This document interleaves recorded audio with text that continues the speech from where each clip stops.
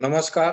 Delimitation के सवाल पर नॉर्थ और साउथ में एक बार फिर डिवाइड बढ़ता नजर आ रहा है। तमिलनाडु के मुख्यमंत्री M.K. स्टालिन ने 5 मार्च को ऑल पार्टी मीटिंग बुलाई है और उनका कहना है कि नॉर्थ इंडिया के आबादी वाले राज्य साउथ इंडिया के विकसित राज्यों का शेयर हड़पने की फिराक में और डिलिमिटेशन की इस प्रस्तावित कार्रवाई को साउथ इंडियन स्टेट्स अपने हक और अपने अधिकारों पर हमला के रूप में देख रहे हैं। जबकि दूसरी तरफ भारत के गृह मंत्री अमित शाह ने साफ कर दिया है कि डिलिमिटेशन के चलते दक्षिण भारत के किसी भी राज्य का हक और उसके अधिकार के साथ किसी भी तरह का छेड़छाड़ नहीं किया जाएगा और डिलिमिटेशन की कार्रवाई अभी प्रस्तावित है, उसके बारे में अभी कोई विस्तृत रूपरेखा भी तय नहीं हुई है और जो भी रूपरेखा तय की जाएगी डिलिमिटेशन के सवाल पर तो उसमें दक्षिण भारत के राज्यों की भी राय शामिल की जाएगी।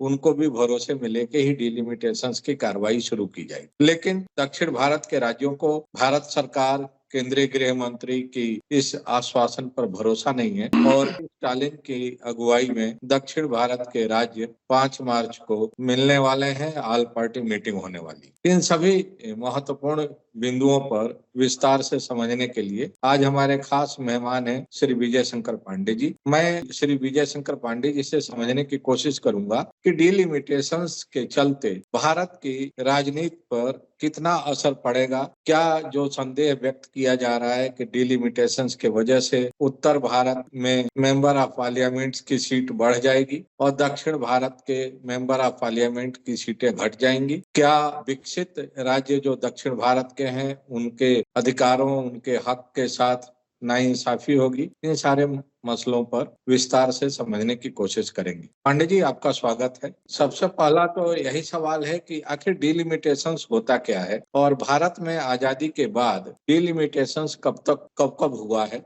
देखिए वैशाली जी, डिलिमिटेशन एक ये कार्रवाई जिसमें हमेशा वन पर्सन वन वोट का जो कॉन्सेप्ट है उसमें ये होता है कि जो राज्य ज्यादा आबादी वाले हैं वहां पर एक एक लोकसभा जो क्षेत्र होता है उसमें 20 से 25 लाख तक की जनता जिसे आज वो वोटर है।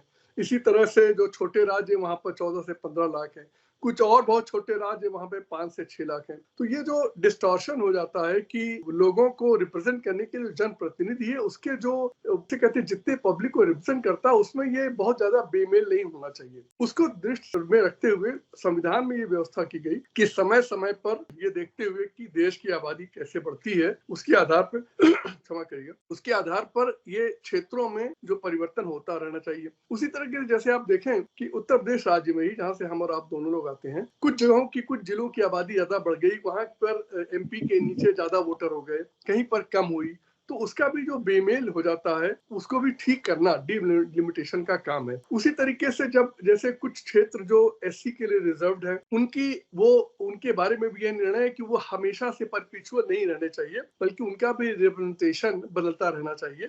सीट्स रिजर्व से डी रिजर्व से रिजर्व होती रहनी चाहिए। इन सब चीजों को मिलाकर ये एक डिलिमिटेशन का जो है ये कॉन्सेप्ट आया और अंतिम बार ये 91 की पॉपुलेशन पर ये स्थायी कर दिया गया कि देखिए अब हम पॉपुलेशन चूंकि उस समय काफी बढ़ रही थी तो ये कहा गया कि जो राज्य ज्यादा पॉपुलेशन वाले हैं उनको अनावश्यक रूप से जैसे कहते हैं नेशनल गवर्नमेंट में शेयर में ज्यादा नहीं मिलना चाहिए, इसलिए 71 पर की पॉपुलेशन फ्रीज कर दी गई। और आज जो आप 545 सीट देखते हैं विभिन्न राज्यों के बीच जो बटी है वो उस पॉपुलेशन के संख्या पर ही आधारित है और उसमें कोई परिवर्तन नहीं हुआ। सन 2002 में जब ये संविधान संशोधन जब हुआ था उस समय तो उसमें कहा गया था 2002 में जाकर आप इसको फिर देखें क्या है।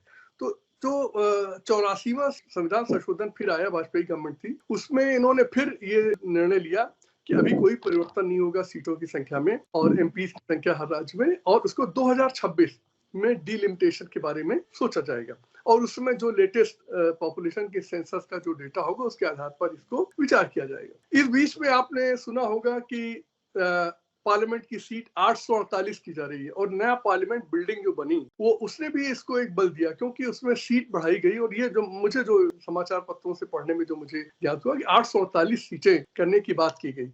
तो मोटे तौर पर डीलिमिटेशन का जो ये कॉन्सेप्ट है वो ये है कि पॉपुलेशन का जो चेंज है उसको एमपी की कंस्टिट्यूएंसी, एमएलए की कंस्टिट्यूएंसी के साथ मैच करना चाहिए, लॉपसाइडेड ना हो जाए कि किसी के नीचे कोई एमपी लाखों लोगों को 20, 25, 30 लाख लोगों को रिप्रेजेंट कर रहा हो, कोई एमपी जो है बहुत कम संख्या में वोटर रिप्रेजेंट कर रहा हो। ये बेसिकली डीलिमिटेशन का कॉन्सेप्ट है। इसका मतलब साफ है कि जो भी डीलिमिटेशन जब भी होगा 2026 में या उसके पहले, तो पहले सेंसस कराया जाएगा, क्योंकि सेंसस भी बहुत दिनों से पेंडिंग है, और उसके बाद ही डिलिमिटेशन होगा, या कोई ऐसी बाध्यता नहीं है, बगैर सेंसस के भी डिलिमिटेशन हो सकता है? देखिए, संविधान में यह था कि सेंसस की फिगर्स ही मानी जाएंगी, लास्ट जो सेंसस हुआ रहता है। जैसे जब डिलिमिटेशन होगा तो पिछले सेंसस जो लेटेस्ट है उसकी पॉपुलेशन को देखेगा। तो आपको याद होगा 2011 में हमारा लास्ट सेंसस हुआ था, 2021 में उसे होना था, हर 10 साल पे होता है। वो समय कोविड का था और एकदम स्पष्ट था कि उस समय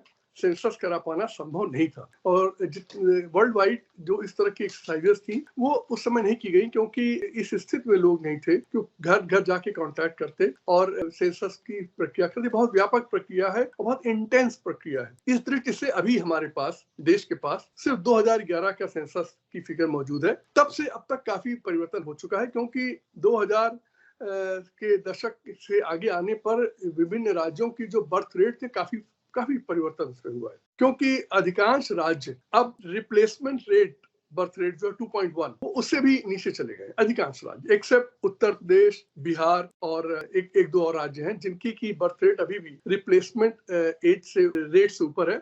उत्तर प्रदेश भी अब लगभग 2 पे पहुंच गया है, उससे भी नीचे आ गया है, लेकिन बिहार अभी भी आगे है और एक दो राज्य और आगे हैं। इस दृष्टि से नई जो पॉपुलेशन स्ट्रक्चर, अगर आप डिलिमिटेशन कराना चाहते हैं, अभी इस प्रश्न पर हम लोग बाद में क्या करने की इसकी जरूरत है, लेकिन अगर आप करना चाहते हैं तो आपको लेटेस्ट सेंसस फिगर लेनी पड़ेगी। इसके लिए आपको सेंसस की प्रक्रिया प्रारंभ करनी होगी। सेंसस की प्रक्रिया में 1 साल का समय लगता है, तो अगर आप 2025 में शुरू करेंगे तो आपको 1 साल बाद जो है उसकी फिगर्स मिल जाएंगी, और उसके आधार पर आप डिलिमिटेशन की प्रक्रिया का संविधान के अनुसार व्यवस्था कर सकते हैं। सर, अभी आपने देखा होगा कि एक के बाद एक कई ऐसी रिपोर्ट्स आ रही हैं जो ये दावा कर रही हैं कि भारत की अर्थव्यवस्था ठीक नहीं है, इकोनॉमी लगातार बुरे दौर से गुजर रही है। अभी एक और बयान छपा है 2-3 दिन पहले कि जो पूर्व आरबीआई गवर्नर थे रघुराम राजन, उन्होंने भी इशारा किया है और वार्न किया है कि अगर समय रहते इकोनॉमी पर ध्यान नहीं दिया गया तो भारत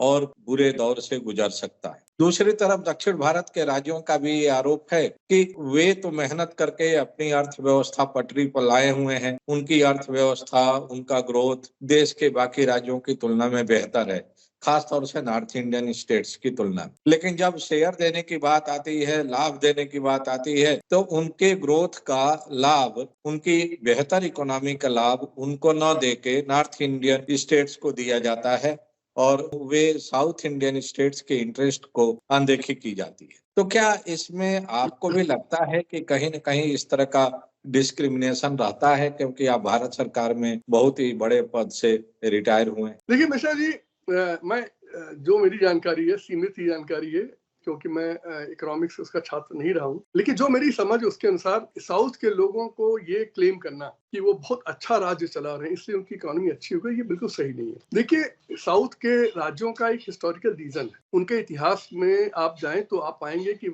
स्थितियां अलग थी। नॉर्थ इंडिया की जो एक वो हिस्टोरिकल वो है स्थिति, वो अलग है। जैसे लगातार आक्रमण को झेलना, वो नॉर्थ इंडिया का जैसे कहते हैं वो भाग्य रहा है कि हमेशा से आक्रमण और ये जो है लूटपाट ये होती रही। साउथ इससे बचा रहा क्योंकि दूर था। दूसरा, देखिए, साउथ के जितने भी राज्य हैं अधिकांशतः उनके पास सी रूट भी है, ट्रेड के अच्छे वो माध्यम। ये सी रूट जो है बहुत इंपॉर्टेंट, किसी भी कंट्री के डेवलपमेंट आप देखिए वर्ल्ड वाइड, तो लैंड लॉक्ड कंट्री जो समुद्र से दूर रहते हैं और जो सी रूट पे रहने वाली कंट्री की इकोनॉमी में बहुत फर्क है। ये हिस्टोरिकल रीजन है। तो इस दृष्टि से ये क्लेम तो कभी किसी राज्य को नहीं करना। देखिए, भ्रष्टाचार के मामले में स्पष्ट कहूंगा, सारे राज्य एकदम बराबर के भ्रष्ट हैं। और कई चीजें जो हमारी राजनीति में जो पैसे का जो वर्चस्व वो लाने वाली ये साउथ के राज्य हैं, जिन्होंने खुलेआम पैसे दे देकर वोट खरीदने का कल्चर शुरू किया। और आपको याद होगा कि साड़ियां बट रही वहां पर 30-35 साल से 40 साल से,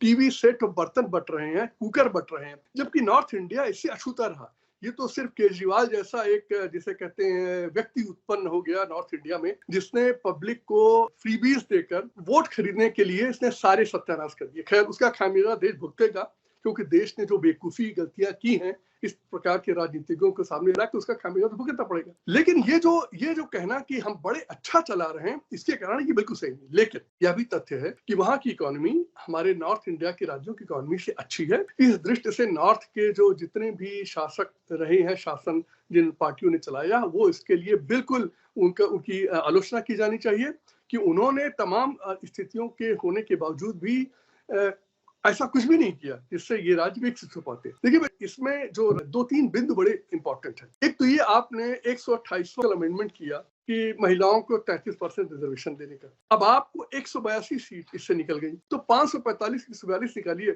182 निकालिएगा, तो जो पुरुषों का रिप्रेजेंटेशन जो है वो घट के 450-55 के आसपास रह गया। ये हमारा समाज जो है पुरुष वर्चस्व वाला है। तो अब इनको ये भी सोच आई कि भाई अगर ये कर रहे हैं तो ये तो इतने नेता तो बेकार हो जाएंगे, तो अब इन्हें संख्या बढ़ाने की सूझ रही है। दूसरा, आप देखिए, आपने प्रीएम्प्ट कर दिया कि 848 हम करेंगे, सीटें भी बना दी, पार्लियामेंट बना दी। आखिर इसको बनाने से पहले आपने कभी सोचा कि इसमें देश का कोई भला है कि नहीं? मैं आपको एक उदाहरण देता हूँ जिससे इनके सारे तर्क जो भी राजनीतिक लोग डिलिमिटेशन के लिए लगे हुए हैं वो ध्वस्त हो जाएंगे। यूनाइटेड स्टेट्स ऑफ अमेरिका से स्ट्रॉन्ग डेमोक्रेसी, सफल डेमोक्रेसी कोई नहीं है, क्योंकि उन्होंने डेमोक्रेसी के बल पर ही दुनिया का सबसे अमीर, सबसे मजबूत देश हुआ है, बना है, और उसका उदाहरण हम लोग को देखना चाहिए। सन 1929 में अमेरिका की पॉपुलेशन 12 करोड़ 20 लाख थी करीब, और उनकी सीट 435 थी कांग्रेस की, यूएसए कांग्रेस। उन्होंने एक अप्रोप्रिएशन बिल पारित किया, यह संख्या बढ़ेगी नहीं। आज अमेरिका की पॉपुलेशन लगभग 34 करोड़ है, 3 गुनी उनकी पॉपुलेशन हो चुकी है, लेकिन उनके कांग्रेस में आज भी 435 सदस्य हैं। उनका सीनेट हर राज्य से 2 सीनेटर लाता है, 50 राज्य हैं, 100 सीनेटर। वो उसके बारे में कोई कभी नहीं कहता। और वहां आपसे बता दूं, राज्य कुछ तो इतने छोटे हैं, उनकी पॉपुलेशन 20-25 लाख के बराबर है। वहां भी 2 सीनेटर, और 3 करोड़ की पॉपुलेशन वाले का वहां 2 सीनेटर। डेमोक्रेसी संख्या से, इस तरह के बेतुके तर्कों से नहीं चलती, इसके पीछे सद्बुद्धि होनी चाहिए। हमारे देश की राजनीति की दिक्कत यह है कि अपना काम नहीं करते, खुराफात करके सत्ता पाने की सबकी होड़ लगी रहती है। अब आप ये बताइए, आपको ये उदाहरण क्यों नहीं दिखता? आप उसकी इकोनॉमी का नकल करने को बड़े उतावले हैं और यूएस की गोद में बैठ जाते हैं जाकर, क्योंकि आप उसके बिना दुनिया का काम नहीं चला तो आपका कैसे चलेगा? तो आप इसकी डेमोक्रेसी को देखते क्यों नहीं कि वहां पर पिछले 100 साल, अब लगभग 100 साल होने वाले हैं, 435 ही उनके हाउस ऑफ कांग्रेस में है और 100 ही सेनेटर है। आपको कौन सी आफत पड़ी है कि आप जो है संख्या बढ़ाएं? कि एक तर्क दिया जाता है, वो भी इतना बेतुका और बेमानी है। तर्क ये है कि साहब जनसंख्या बहुत बढ़ गई है, जो वोटर एक एमपी के नीचे बहुत वोटर उनकी एमपी सेवा नहीं कर पा रहा। आपको अच्छी तरह पता है कितना हास्यास्पद तर्क है ये कैसी सेवा कर रहे हैं देश को अच्छी तरह पता है, ये दिखाई तो पड़ते नहीं। कुछ अपवाद होंगे, उनको छोड़ दीजिए। देखिए, हर समाज में, हर व्यवस्था में कुछ बहुत अच्छे लोग हैं जिनका सम्मान सभी करते हैं, हम भी करते हैं, आप भी करते हैं, लेकिन अधिकांश के बारे में वोटरों की शिकायत क्या दिखाई तो पड़ते नहीं। उसके बाद ये आप फिर और इसका तर्क देखिए, किस तरह की समस्या को आप करने की कोशिश कर रहे हैं। आप कहते हैं कि जन समस्याओं को अरे भाई, जन समस्याएं इतनी सामान्य प्रकृति की होती हैं, उसके लिए आपको 4 लाख 5 लाख बढ़ जाने या घट जाने से फर्क नहीं पड़ता। आपने इसी तर्क को कि देखिए, लोकल एरिया के विकास, उनके एमपी और एमएलए की विकास के लिए एमपी एमएलए को रोल मिलना चाहिए, आपने उनको MP LAD, MLA LAD local area development fund बना दिया। मालूम आपको 1992 में कितने पे शुरू हुआ था? आपको अगर याद हो, 5 लाख रुपए प्रति कंस्टिट्यूएंसी एमपी का और 2 लाख शायद एमएलए का शुरू हुआ था। आज आपको पता कितना है? 5 करोड़ प्रति वर्ष प्रति एमपी, 25 करोड़ रुपए ये खर्च करते हैं। आप ये बताइए, कोई फर्क पड़ा? स्थितियां वही की वही खड़ी है। आप एक बात हम लोग और भूल जाते हैं, ये जो समस्या समाधान करने की बात करते हैं, वो समस्या इनका समाधान करने की जिम्मेदारी थी ही नहीं। आप वही काम करेंगे ना जो आपके कार्य क्षेत्र में आता है। आप देखिए हमारे देश में 33 लाख, मैं स्पष्ट कर रहा हूँ संख्या, 33 लाख ग्राम पंचायत और नगर पंचायत के इलेक्टेड रिप्रेजेंटेटिव मौजूद है। 33 लाख एक एक एमपी के नीचे कम से कम आप अगर को भाग दें तो आ जाते हैं 20-20, 25-30, 30-30 हजार, 40-40। आप ये तो अगर ये सारे के सारे काम नाली नापदान सफाई और थाना और ब्लॉक और सड़क और स्कूल, ये इनके कार्य क्षेत्र में निर्धारित है। मैं तो Uttar Pradesh local jurisdiction local government, ये काम लोकल गवर्नमेंट की था। आप ये बताइए 33 लाख इलेक्टेड रिप्रेजेंटेटिव को ये 545 लोग या 402 विधायक ये रिप्लेस कभी कर पाएंगे? इतने डिस्टॉर्टेड ये हमारे तर्क हैं जिसके आधार पर कार्य कराया जा रहा है। आप इसको गंभीरता से सोचिए तो यही लगेगा कि इसके पीछे देश हित, जनता हित से कहीं अधिक कोई और हित छिपा हुआ है। तो इसका मतलब साफ है कि एक बार फिर एक कोशिश हो रही है कि जो मेन इश्यूज हैं या जो रेलिवेंट इश्यूज हैं उधर से ध्यान डाइवर्ट किया जाए और अपने पॉलिटिकल मोटिव्स को अमली जामा पहनाने के लिए एक बार फिर एक नॉर्थ साउथ का डिवाइड का मुद्दा बनाया जाए। और दूसरा एक और संभावना दिख रही है कि अगर ये मुद्दा ज्यादा सीरियस रूप लिया तो इसका नुकसान पूरे देश को भुगतना पड़ेगा, क्योंकि इसके पहले भी भाषा के सवाल पर दक्षिण भारत के राज्य देश के बाकी राज्यों से अपने को अलग थलग बनाने की कोशिश कर चुके हैं। 2 बार कोशिश हो चुकी है भाषा को थोपने की, या दोनों बार केंद्र की सत्ता को दक्षिण भारत के राज्यों के विरोध के चलते अपना प्लान स्थगित करना पड़ा था। तो क्या आपको लग रहा है सर कि इस बार जो पहल होने जा रही है सचमुच सीरियस है या महज एक टैक्टिक्स ऑफ डाइवर्सन है और एक तरह से चीजों को और उलझाने की कोशिश है? मिश्रा जी, मैं सबसे पहले ये कहना चाहूंगा कि जो दक्षिण जो के राज्य हैं उन्हें एक बात सोचना चाहिए कि उनकी इस देश से अलगाव होने की या उससे लड़ने की कोई मंशा कभी सफल तो होनी नहीं है। ये बात गिवन है, मतलब इसको समझ लेना चाहिए। और देखिए, लेकिन दिक्कत यही कि जैसे इस देश में राजनीति मुख्य जो जनता की समस्याओं से हटकर होती है, तो जैसे यहाँ पर धर्म और जाति पर चल रही है, वहीं से वहां पर भाषा पे चला देते हैं। क्योंकि वहां के राजनीतिज्ञ भी, क्षमा करिएगा कहने के लिए, मैं किसी का उसके नहीं कर, वहां के राजनीतिज्ञ की भी उतनी ही छोटी सोच, इतनी ही सड़ी सोच है जितनी यहाँ की है। तो वो भी कुछ अपना काम तो करते नहीं। देखिए, भ्रष्टाचार के मामले में साउथ के राज्य बहुत आगे हैं। मैं तो जब अपने जो सेवा के जो विभिन्न कैडर के लोगों से बात करता था तो हम तो यूपी के भ्रष्टाचार से ही परेशान रहते थे और उसके खिलाफ लड़ाई लड़ने के लिए कहते थे। तो एक बार एक बहुत बड़ी मीटिंग में मेरी मुलाकात, कुछ उस समय जब कैंपेन चल रहा था तो मुलाकात हुई, मेरे जो साथी लोग थे, फिर वरिष्ठ अधिकारी भी थे, तो उन्होंने एकदम हंसते हुए कहा, क्या भाई देखो विजय, तुम बिना मतलब ये छोटी छोटी लड़ाई लड़ रहे हो, वहां के भ्रष्टाचार वो तो हजार लाख रुपए के भ्रष्टाचार, अरे यहाँ तो जितना तुम लोग मिलकर भ्रष्टाचार तुम्हारी ब्यूरोक्रेसी करती है उत्तर प्रदेश में, उतना तो हम एक डील में करा देते हैं यहाँ पर। ये हालत, मैं सच बता रहा हूँ, ये इस दृष्टि से देखिए, दिक्कत वही है, जब राजनीति सड़ती है तो सब जगह सड़ती है, और साउथ की भी सड़ गई, नॉर्थ की भी सड़ गई। अब देश हित तो कहीं दिखता नहीं। अगर देश हित दिखा जाता होता तो वो कहीं काम ना होते जो हो रहे हैं, और जो होना चाहिए काम वो होना चाहिए। मैं चैलेंज के साथ कह रहा हूँ, इस देश में सारे राज्यों की सारी सरकारें पता नहीं कितनी बार राज्य कर चुकी हैं, झंडों के रंग बदल गए, पार्टियों के नाम बदल गए, चेहरे बदल गए, एक थाना, एक ब्लॉक, एक तहसील भी ये भ्रष्टाचार से मुक्त नहीं करा पाए। जहां जनता का 99% जनता का काम पड़ता है, एक नहीं करा पाए। और ये कोई भी कह दे कि हमारे राज्य के फला थाने में जाइए आपको न्याय मिलेगा, तो मुझे बहुत बड़ा आश्चर्य होगा और मैं उस व्यक्ति को वास्तव में उसको सलाम करूंगा, भाई इसने कुछ कर डाला। शिक्षा हालत देखिए, पता नहीं, जैसे लगता है पढ़ाई के ऊपर किसी के ध्यान नहीं। जो इकोनॉमिक्स का जो जन्मदाता था एडम स्मिथ, उसने एक बार बहुत, जिसे कहते हैं, माकूल कही, और जो शायद दुनिया में जितने भी आज आगे देश हैं उन सब ने नोट की। उसने कहा, देखो भाई, तुम किसी देश की संपत्ति सोना चांदी नहीं होते, उस देश की संपत्ति वहां के ट्रेंड और एजुकेटेड मैन पावर होती है। टैलेंट। उस दृष्टि से आप कितने दरिद्र रहेंगे देख लीजिए। और हमारे देश के राजनीतिक सबकी वही हाल कि ऐसा है कि ये क्लेम करना, मैंने आपसे बताया ना, हिस्टोरिकल रीजन से कुछ राज्यों को ये लाभ, जैसे वहां के ट्रेवनकोर का राजा, भाई वो विजनरी था, उसने तब वो शिक्षा की बात की, पूरे शिक्षा की बात की, तब जब देश में 1% 2% लिटरेसी हुआ करती थी। तो उस लिगेसी को लेकर आपको मिल जाए तो ठीक है, आप बिल्कुल श्रेय मिलना चाहिए कि आप इसको बढ़ाया, बर्बाद तो नहीं किया जैसे हमारे कुछ नेता करते हैं, लेकिन फिर भी आप इस बात को हिस्टोरिकली समझिए। उसी तरीके से महाराष्ट्र में महिला शिक्षा, भाई वो सावित्री फुले जैसी महिला जो आज से 100 साल पहले, 150 साल पहले उसके लिए लड़ा रही थी, तो भाई वहां पर तो हो गई। हमारे उत्तर प्रदेश में कोई नाम बता दीजिए, आप बिहार में कोई बता दीजिए, मध्य प्रदेश में बता दीजिए ना किसी ने संघर्ष किया हो बच्चियों की शिक्षा के लिए, किसी ने नहीं किया। तो हिस्टोरिकल रीजन से कुछ राज्य आगे हो गए, लेकिन आज वो अपनी जितनी पुरानी कमाई उसको जरूर खा ले, लेकिन उन्होंने आज भी देश के हित में कुछ भी नहीं किया। एक थाना, एक तहसील ठीक नहीं कर पाए, एक ब्लॉक ठीक नहीं कर पाए। मिश्रा जी, मैं हाल में ग्रामीण स्तरों पर बहुत जो पंचायत लेवल पर बहुत काम करने की कोशिश कर रहा हूँ, समझने की कोशिश कर रहा हूँ। मेरी सैकड़ों प्रधानों से बात हुई। आप जान के आपको आश्चर्य होगा और शायद आपको जानकारी में भी हो कि कहते हैं साहब हमारे जितना पैसा आता है उसका बहुत बड़ा भाग तो ब्लॉक खा जाते हैं। कोई कभी आपने प्रधानमंत्री जी को इस भ्रष्टाचार के बारे में बोलते हुए सुना? कभी आपने योगी जी कर्मठ मुख्यमंत्री जी को कभी सुना? कभी आपने किसी मंत्री को कहते हुए सुना कि ब्लॉक का ये भ्रष्टाचार रुका जाना चाहिए?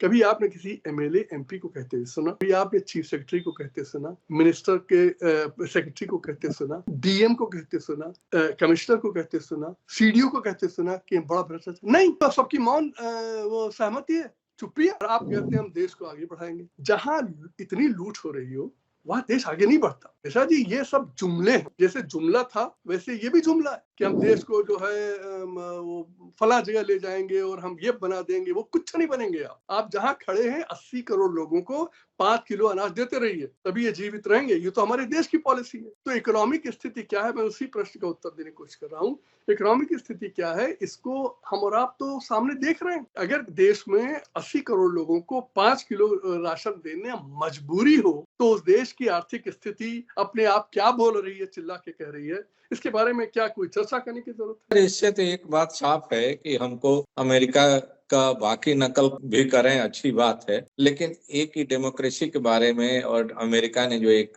नियम के तहत अपने को रोक रखा है कि आबादी भले ही बढ़े लेकिन वहां के जनप्रतिनिधियों की संख्या नहीं बढ़ाई जाएगी, उनकी सीट नहीं बढ़ाई जाएगी। भारत को भी उसी नक्शे कदम पर चलने की कोशिश करनी चाहिए। बहुत बहुत धन्यवाद इतनी महत्वपूर्ण जानकारी साझा करने के लिए। नमस्कार।